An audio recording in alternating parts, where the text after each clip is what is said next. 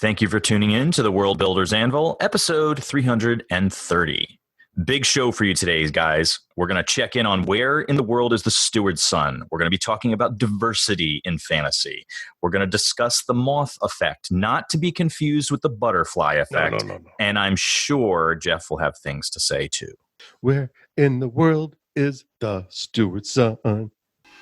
Don't know where to start building your fantasy world? Do you need more? Does it make sense? Forget any worries and become a crafter of imagination. This is the place where we will prime your mind. Now, it's time to heat up the forge. Break out the mithril ingots and hammer. Welcome to the World Builders Anvil. I'm Jeffrey W. Ingram. And I'm Michael Miller. Let's sup from the mug of Java and build.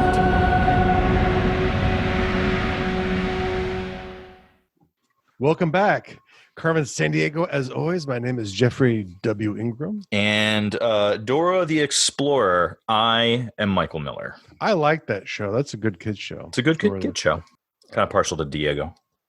Diego, okay. I'm not super familiar with all the characters. I sort of self-identify as Swiper. Because you're always stealing good ideas from me. Yes. All my best Swiper, no swiping. From Michael. That's right. Oh, curses. I've been foiled again. I get foiled really easy. Thwarted. Yes, it's very easy to thwart you. Just tell you not to do it. It's too bad it isn't that easy when you're eating cookies. Jeff, don't eat the cookies. Oh, but I like the cookies. I like the cookies.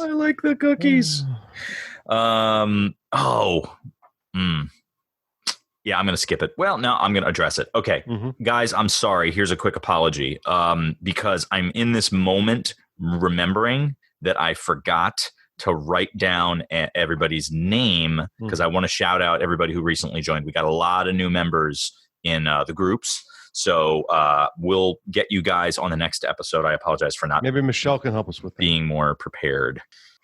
We've been plagued with technical difficulties this morning.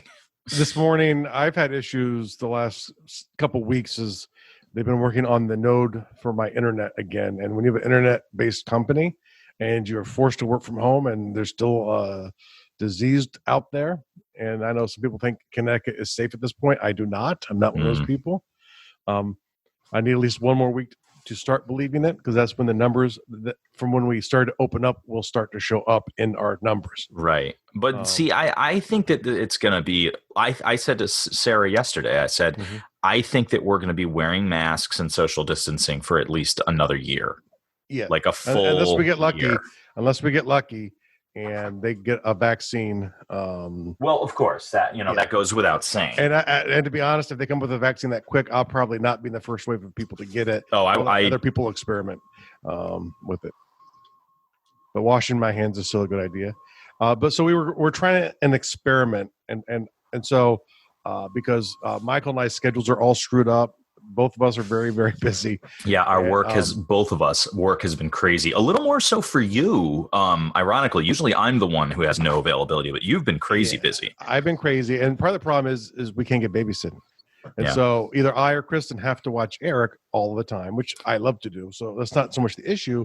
But the problem is productivity takes a hit. Or something, and she can't stay at home, so we can't do that. I just lost my train of thought. It was something on the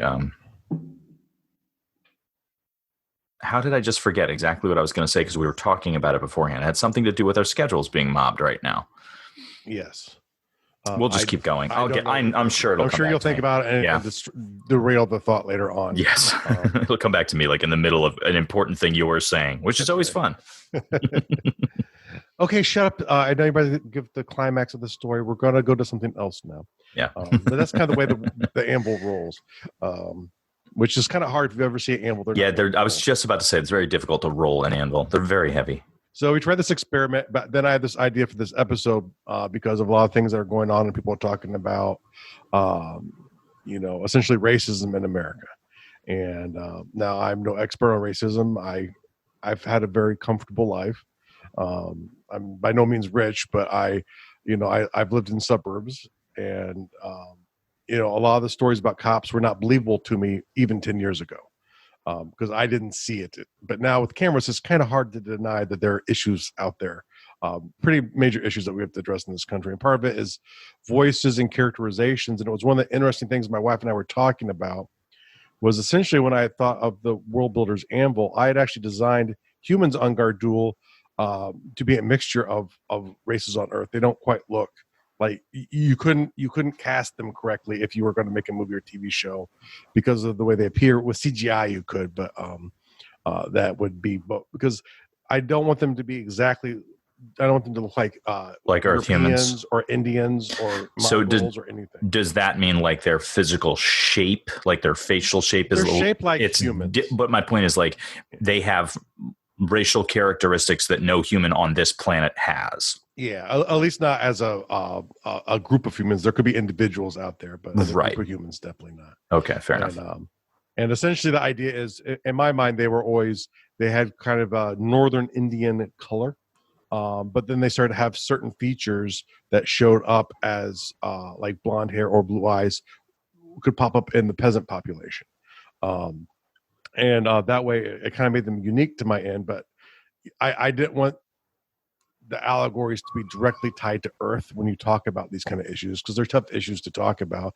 And largely, and Michael knows this about me, I don't like interfering with the agency of the people interacting with my fiction.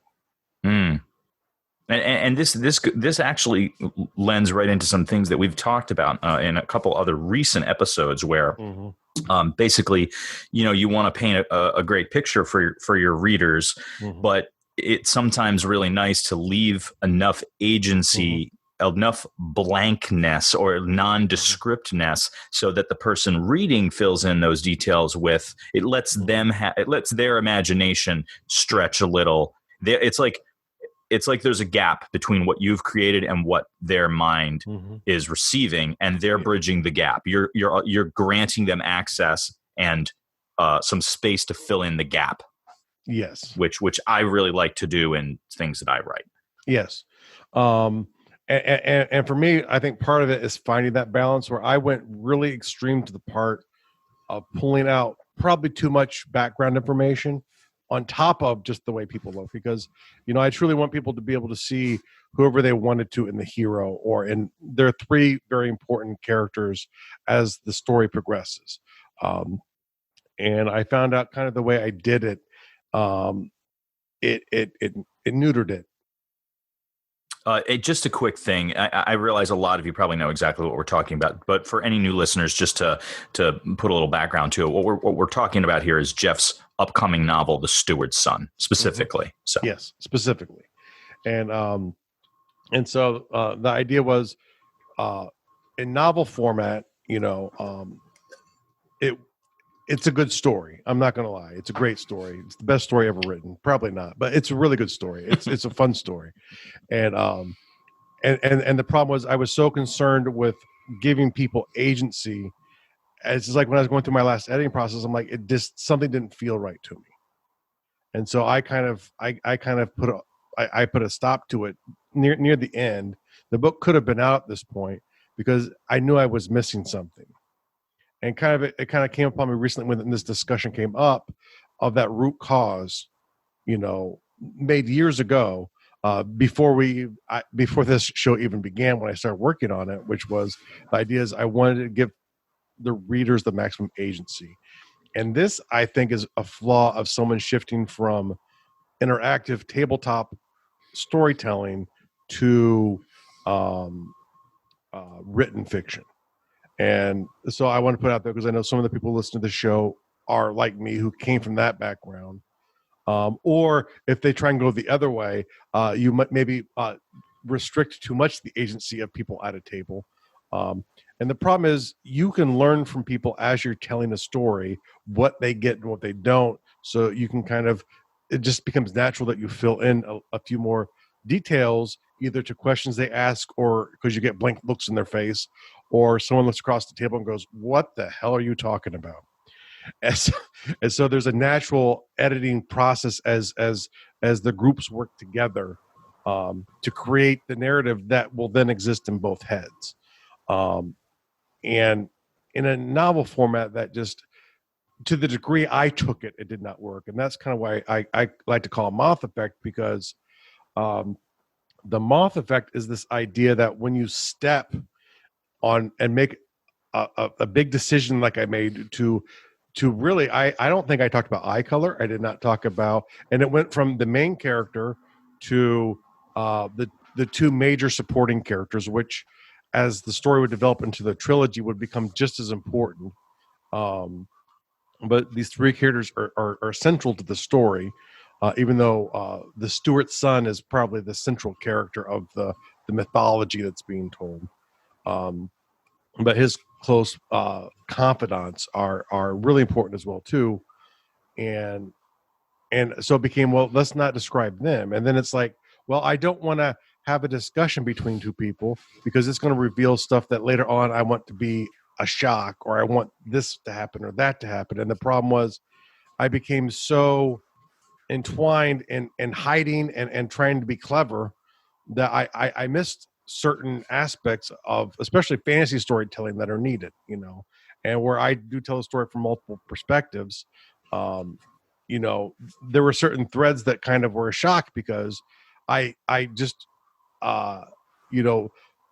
either in one word, or in one sentence, or I implied foreshadowing where some additional scenes from additional characters, probably something like more of a traditional length fantasy novel would be more appropriate for the story I was telling. So there to me is what the Moth Effect is. It's when you make this storytelling decision, which isn't necessarily bad. It's just, for my circumstance, it just didn't work in the format I was telling stories in.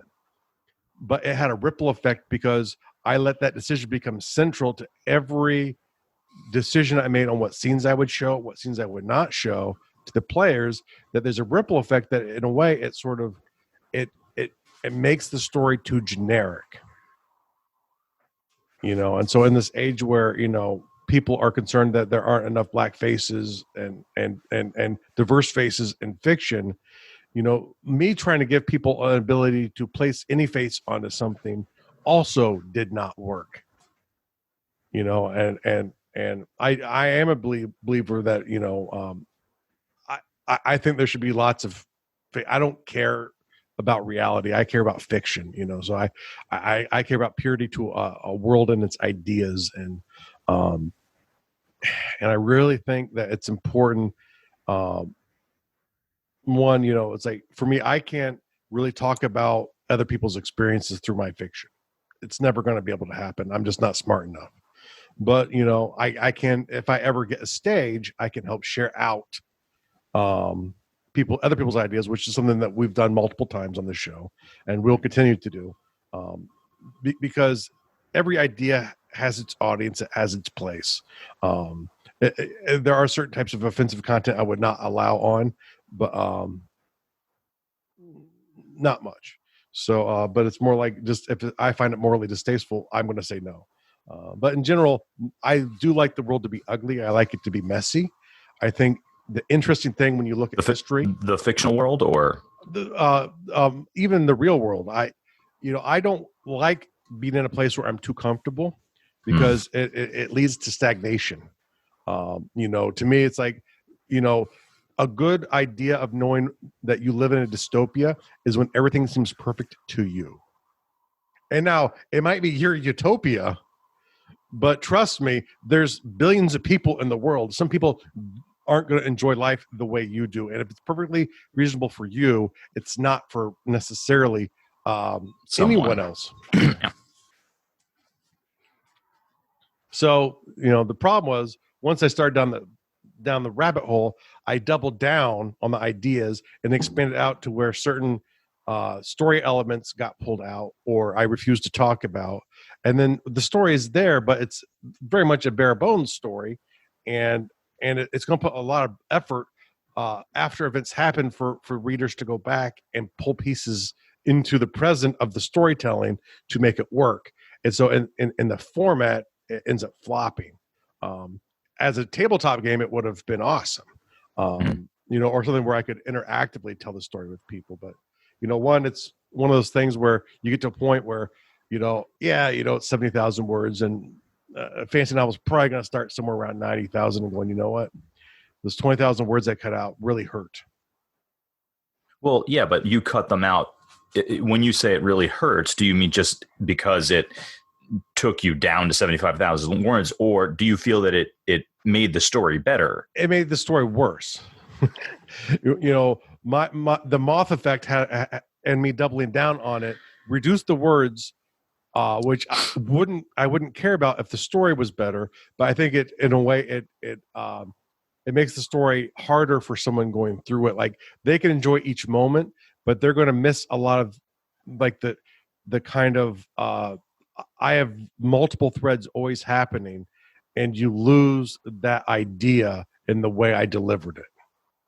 And someone who takes place in my stories, so has that been rectified, or are you still working on that? But now I essentially have to go back and add in new scenes to try and reflesh out some of the things. So it's going to be going back and actually adding in content to make all of the storylines happen in the book. So people aren't just shocked. It really becomes, some of the shocks are more of a cat jumping out of the screen, like in a horror movie, because, I'm shocked by it, but not because the character was shocked, which is why I'm trying to shock you. But I'm trying to shock you by just throwing it out there at the last moment, instead of being shocked because the character, the character is going to be shocked. Doesn't mean you need to be shocked. So you start having this effect on yourself where you can't really place a reader into the role of the character, which is kind of what I end up trying to do. And that's, I think, end up hurting the story. So, it's sitting there going, you know what, I need to stop. I need to go back and sit there and flesh out some of those threads that I refused to, because it would give away too much, or I felt it wasn't needed, and going, you know what, other people do it, but they do it through changing the perspective. And I already changed the perspective of my story. It's not just one character's perspective. So, I really need to flesh some of those details out, or it didn't seem right to me. It was a good story, but it didn't seem right in the novel format.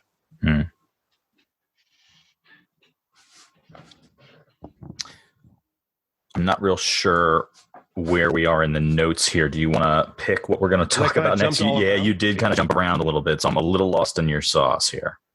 So we talked a little bit about the background. We talked about the choice I made, which was to try and give heavy agency to readers. And I even talked a bit about the reason, as I want people to be able to make choices. And let me speak to that for just a second.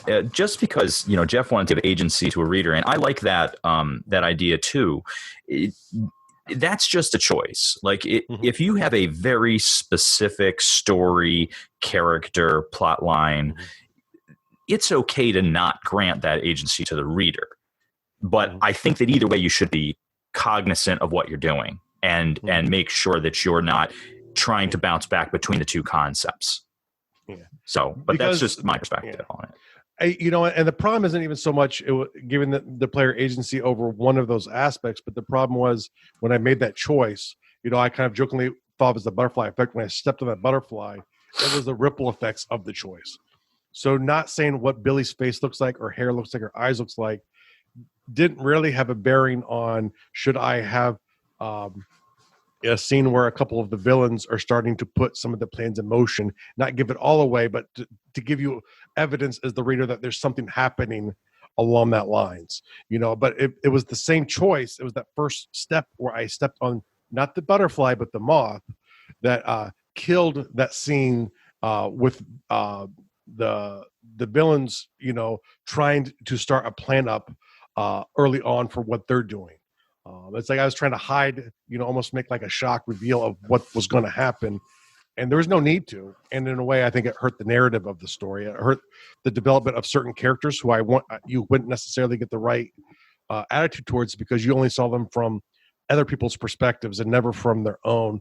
And I can't get the effect I want correctly unless they have some scenes too. But it was all from that first idea of giving people the agency over what the main character looked like, that I started hiding descriptions of other characters that needed it. And also, it also, in a way, it would cheapen it, because later on, if you make a movie, and people don't know what they actually look like. You're going to always have these things where, like Wheel of Time, they're trying to make into a TV show. People are arguing over what people should look like based off of the novels. Mm-hmm. And I don't care so much about that in reality. When I watch Lord of the Rings, I don't care what the skin color of Legolas is, to be honest. I just don't care. If he was fat and like 5'2" and fat, that would probably bug me. But that would be about it, right? As long as you can make the rest of it kind of fit. For me, as long as they capture the essence of a character, I'm usually pretty good when they transition one medium to another.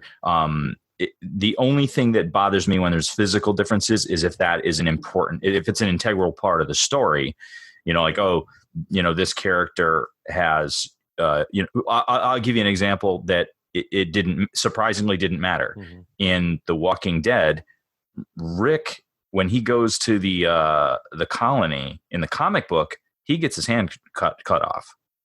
Rick is the one without a hand.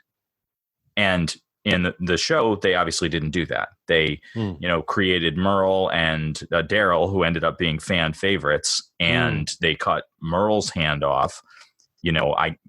I'm assuming I haven't read up on all of what their choices, how their choices were made. I'm just making a brief assumption based on comparing the comic book to the show. But the point is that Rick not having a hand or having a hand was not an integral part of the story.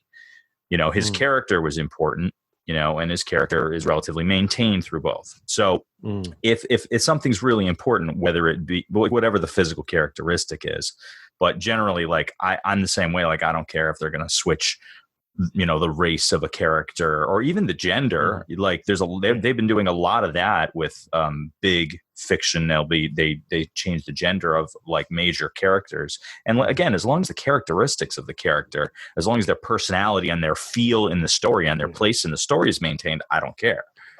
My bigger issue with that is it feels kind of cheap when sometimes it feels like, let's say Marvel just says all of a sudden Thor is a female. I don't mind there being, it seems like cheap and lazy to try and just have a character that's now a powerful female character instead of taking the time to actually write and create a good female character. Right. As just switching. It seems like, yeah. Well, Superman, but I'm going to argue on that for a second, just because I don't think that's the best example. And I don't know the story behind that one. Only because what they did is they took Jane from the Thor storyline. And is her first name Jane? I'm pretty sure her first name's Jane Foster. Jane Foster, yeah. Mm-hmm. So they took Jane Foster, who's quite an established character in the Thor storyline, and she becomes worthy of Mjolnir, and then that's a different thing. Right. But as opposed to just like, hey, let's take a character and let's all of a sudden, boom. It's like just write good female characters. Write good. It's better to do that. It's like you don't have to make Superman black. If you want a character who has that sort of power set, you can. Or I don't even really care, to be honest. Superman's kind of a boring character, but and I don't really know if the skin color even matters for like people get upset about that. So I don't even know if that matters so much, even the skin color so much on those issues. But I think that's going to be a deeper dive that we're going to have to go into, and maybe see if we can get someone on to help with that. Someone who's smarter than us. Yeah. There was, and it's killing me because it was an interview that I watched.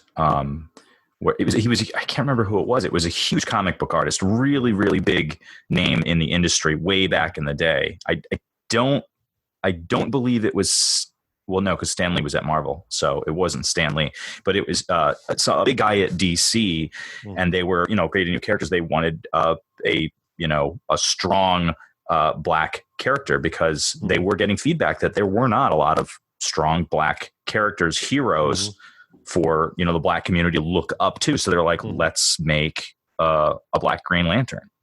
And that's how John Stewart came about. Yeah. Well, here's the thing, though. They originally, I don't remember the exact original name, but the original name was like, Leonard Jackson or whatever it was. And there was a guy at DC smart enough to be like, you cannot name this character that. You have to give him just you cannot give him what is a descendant of a slave name. You have to give him just a regular old, plain Jane name. And he's like I don't know, like a John Stewart. He literally just threw that name out, like a really generic name, and that became a great character. What became an amazing character who I'm still dying to see, because somebody threw a pitch out there like, how about Idris Elba as John Stewart, Green Lantern? How amazing! What's he from? I'm not great with everything. Names. Well, he was. I'm trying to think of the big things you would know him from. Yeah, remember, keep it simple for me. I'm trying to think what you would say. Well, Thor. Okay, he plays the dude with the dude with the sword. Yes. The guy at the bridge. Yes. That's Bridge. It's not the character name. There's listeners going, it's this name. I'm just drawing a blank. I totally know his name too, and I'm drawing a blank on it. But Idris Elba, yeah, he's so awesome. Yeah. And also they've talked about him for James Bond. I would love to see him as James Bond. He'd be amazing. Yeah. So yeah, I think sometimes people get a little too whiny over that kind of stuff. Yeah. You know, I mean, the thing is, and I do kind of get it, because and this is the problem. This is the reason I held back with Billy and describing his face, was because once people get the description and identifier, it's great for them because they can own the character. You know, but then if it ever changes, like say you come out the movie, and I mean, heck, you make it blonde hair instead of the dark hair from the book, that will annoy people. And I don't think that's super important. Now, there would be certain things that would be odd. Like in Justice League, if Superman had a mustache, I don't. That would bug me more than whatever else he looked like. You know, it could be Michael B. Jordan, who said he wanted to play Superman. That would make more sense to me than anyone with a mustache playing. I don't know, and that's probably a limit on my part. For the record, though, Michael B. Jordan does look great with a mustache. So if he wanted to be a mustache Superman, I think he could pull it off. Yeah, absolutely. He's fantastic too. I love him. It's like I could not see me playing Superman. I would look at myself in the costume. After I vomited slightly, I think you'd crush Otis though. I think you'd be a great Otis. I was thinking more of the clown from Spawn. Kind of looked more like him. Was it the Dominator? Was that his name? Yeah. Not when he was out in demon form, obviously. Yeah. He was in clown form. I do look more like him than Superman. Oh, see, I was thinking the demon form. I got a prettier mouth, so I don't know where that came from. Skip right over that one. All right, so what else do we want to cover on this? Well, really, it's kind of like, I think it's one of the things whenever you interact with fiction, be generous. One, don't worry about what worry about the big. It's like when you change mediums from books to novels. This is one thing that always frustrates me. From books to novels? From books to novels, or from movies to long form videos. Are you purposely trying to confuse me, or I'm just speaking funny, but no, like books to movies or books to TV or whatever. Okay. People will a lot of times get frustrated. Like the classic one from someone my age would be Blade Runner. If you're a fan, Philip K. Dick, the movie in no way pulled off anything close to what the book did. And now I'm talking about the director's cut. Let me be clear. Not the original release, the director's cut, which was really a great movie, the director's cut. And the problem is you just can't get into the nuance and the detail and the mind screw that Philip K. Dick can in a short form movie. Yeah. It just, maybe if they had done a series, they maybe could have pulled it off or something. But the problem was the story was a lot more intricate than what you could pull off in a 2-hour movie. But the thing was, the central theme of the story came through beautifully once they went to the director's cut. And that's kind of, for me, it's the key is, does the important theme of the story come across when you change format? Like if you go from a movie to a novel, you're going to be fleshing in a lot more details than the movie did.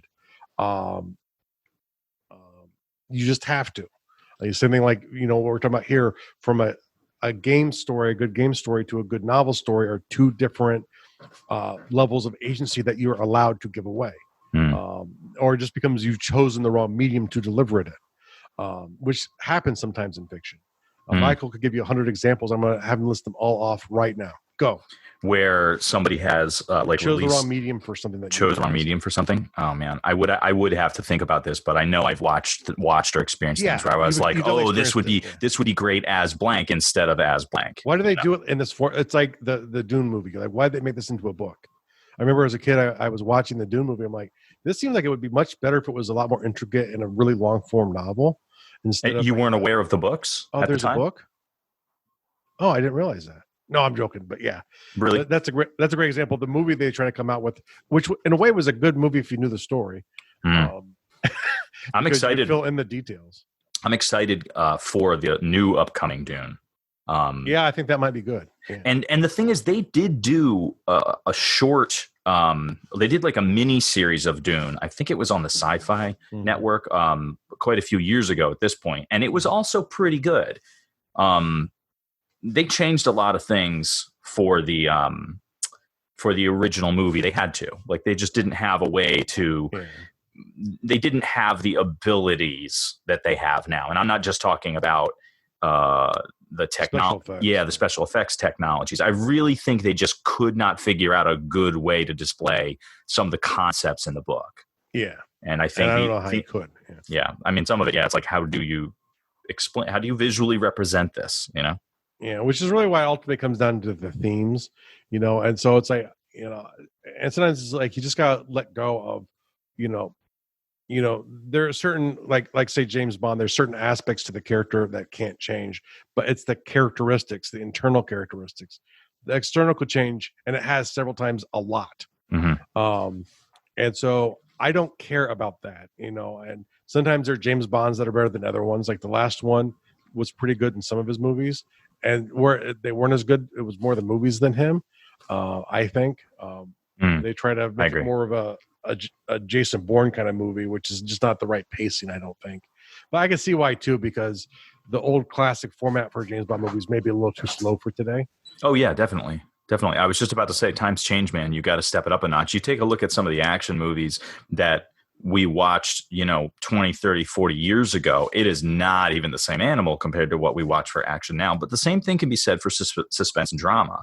Like, there's a lot of suspenseful movies from back in the day that you watch it now and it's boring, and there's some of them that still hold up very well. And then you watch certain suspense movies nowadays and you're like, oh man, but a lot of them are still built off of some of the things that were established in those older movies. So that's one of those things where I always get into the discussion where 95% of everything sucks at all times, at a minimum. Now you don't necessarily dislike everything that sucks. And that's why I always distinguish that I love it or I think it's good. And, it's like music is a great example. There's lots of great music I can't stand. And it goes throughout time periods, across formats. There's certain types of music I like, and there's certain types I don't. And a lot of music I like is not necessarily great music, but I enjoy it, and that's different. But, there's always, most of the things that are ever made, they work in the moment more than they really work. And you don't know until 10, 20, 30 years later if it's really a good movie. And especially it's kind of like politics. I remember reading something when they said they did a survey of who the greatest presidents were, but like the last one they had listed was, I think, FDR. And people were complaining because, what about, like Reagan's better than Carter. No, Clinton's better than Reagan, blah, blah, blah. But yeah, the problem is they have such an impact on your life. You can't really decide on if someone, who's president in your lifetime is great or not. Posterity can tell, but as long as people are alive who were affected in real terms, you can't choose, because sometimes presidents might make choices that suck because it's a biased judgment. Yeah. But yeah, there we go. But it's like I said, be forgiving when you interact with fiction. It's like Amazon's planning to do Wheel of Time. It's a 14-book novel series, and the books I think average around 100,000 words. So it's going to be on for like either 30 seasons. I somehow doubt, or they're going to have to cut a lot of stuff out, and that's where you get into like Lord of the Rings. Where's Tom Bombadil? Wait, why is he all of a sudden in The Hobbit? I don't know. Wait, he's not. I've cut him out. He is in The Hobbit though. Yeah, but not the degree he was in The Hobbit. Yeah, he was a more important character in Lord of the Rings. That's true. Yes, he went, but they had to cut him, and I don't know how you can make those any longer. He's a ludicrous character.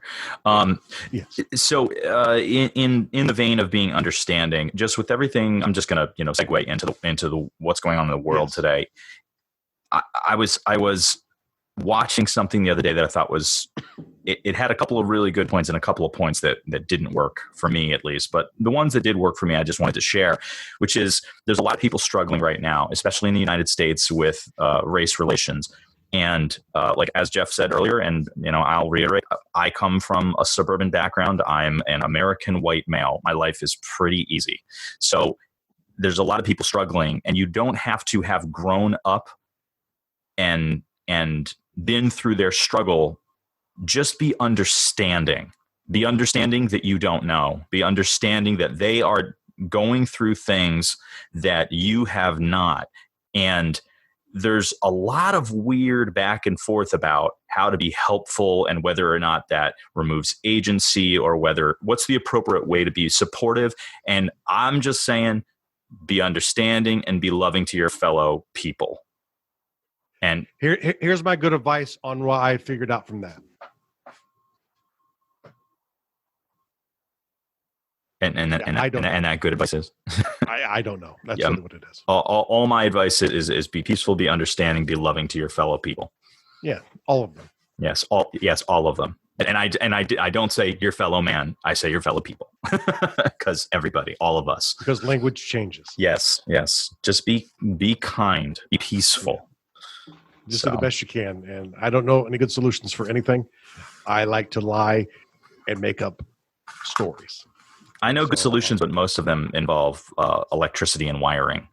Yeah. So if you need me to solve an electrical or wiring problem. And the light you put in our kitchen was terrific. So. Oh, hey, you're welcome. So let's bring it in for a landing. Do we have a world builder task for today? Yes, we do. I understand what you're saying. How have you decided to work with diversity in your world? Or not? And I don't think there's a right or wrong answer here. My point being, it's something that you should think about and sit there and go, because also too, you get to things like the movie Bright, where they kind of beat you over the head with how obvious, the allegory goes with race relations. And I don't necessarily like that either. I don't think it on the flip side, there are some movies that did it quite successfully. Planet of the Apes. Yes. And I think, with fantasy, the question is, how obvious do you make it? Mm-hmm. Because it's something you could deal with easily in fantasy, but how do your races treat each other? Are there ethnic issues, as in with different ethnicities where people maybe even look and sound the same, but you're from the wrong side of the street. So take some time to think about it. I do believe that I have immersed myself in a diversity of ideas. That's the reason why I like ancient cultures. They're very alien to the way we live today. And it interests me to look into that kind of stuff. So that's the kind of stuff that I like to deal with when I deal with fiction. Think about it. Ask people smarter than me, for God's sake. Maybe you could try facebook.com/groups/undercroft. There are lots of people in there that are smarter than me. But just think about it and say, how do I want to deal with this in my world? And realize that in today that you live, whether or not you choose to do it, you're going to be questioned on it. If people notice you, if they don't notice you, there was no point to writing and releasing a novel. So, real world task, keeping safe. Corona is still a thing. And just try to spread the peace and love. Oh, that's true, because my original one was to pray for Michael, because I just dumped my half of this onto him and said, oh, could you add some stuff? And he was just kind of like, good God. This is a great discussion, but I don't think this is the one to try to split into two pieces. So. Oh, are you referring to how we were originally planning to do so, this? So you got, well, they're not aware of it though, because we didn't release anything for it. So we're going to do this at some point, but we actually tried it with this subject matter. And that's Jeff's fault, because when I got it, I was like, you got to be kidding me. I thought about like that morning. I'm like, oh, this would be a great topic. Like after we decided. Yeah. Right. What we were going to do, and we still plan to do this. And it was basically out of necessity, because we've both been so crazy busy, and we do apologize for last week missing an episode. But what we were going to do is Jeff was going to record half an episode, like 15, 20 minutes, and then send that to me. And then I would listen to it and kind of do like a call and response episode where you'd get Jeff's opinion on a subject and then my opinion on and my perspective on a subject. So he did record his, and I listened to it 2 or 3 times, and I was like, I don't know what to do with this, buddy. so what I think we're going to do is we're going to try that again at some point, but we're going to try to keep it nice and light. It'll probably be a media episode. Maybe we'll do Jeff's take on a movie and then my take on a movie. And right now we've been toying with the idea of doing it with Rogue One. So but I think our opinions are too similar, so it might suck. Well, yeah, but here's the thing. What we'll do is we'll flip a coin, whatever movie or whatever thing we decide to do it on, we'll flip a coin. And whoever goes first gets to establish what they want to establish. And whoever goes second has to pick whatever. I have to win this. So, well, not necessarily. It doesn't have to be a debate, but the person who goes first might limit the person who goes second. That's why we'll have to do a coin flip, because whoever goes first is at that advantage. So I think that might be fun, which is why I think it should be more a media-based throwaway topic than something as serious as race relations. So, in the modern world, right? Yeah, no. Or the idea was I go into a really high let's try to get into the deep concepts of calendars in societies, the adoption of, and then Michael could just then be like, blah, blah, blah, blah, blah. Yeah, that's a good idea, Jeff, blah, blah, blah. But it's something we could both interact on would probably be more interesting. All righty. Thanks, guys. Talk to you later. Thank you so much for listening to the World Builders Anvil. We would love it if you would share the World Builders Anvil with 2 of your friends. And so would they. If they are unfamiliar with podcasts, then you get to introduce them to the wonderful world of podcasting. Take them to Stitcher or iTunes, or best of all, just send them to our website, www.gardul.com. That's GARDUL.com. Now strike while the mithril's hot.